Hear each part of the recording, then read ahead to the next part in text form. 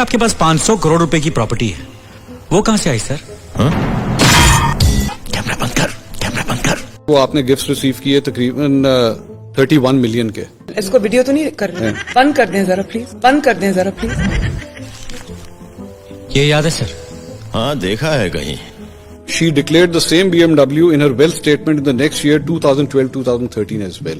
आपने डिक्लेयर किया हुआ इसको अपनी इनकम टैक्स रिटर्न के अंदर। मेरा ख्याल है कि ये फैमिली की कोई होगी, मुझे इस पे मेरे पास इसके फैक्ट्स नहीं है। तुम्हें जानना है मेरी प्रॉपर्टी के बारे में तो जाओ कोर्ट में केस करो।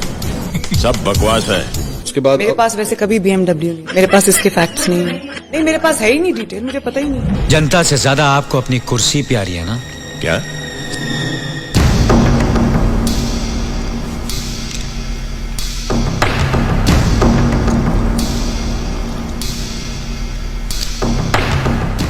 Maryam Safdar owned a BMW car which was gifted to her by the UAE royal family.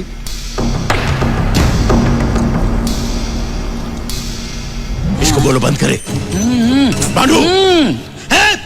हटो, बंद करो उसे, बंद कर कैमरा, बंद कर, बंद कर दें जरा प्लीज। चेक करो। ये प्लीज काइंडली है कि रॉयल अभी ना करें प्लीज, बंद कर दें जरा प्लीज।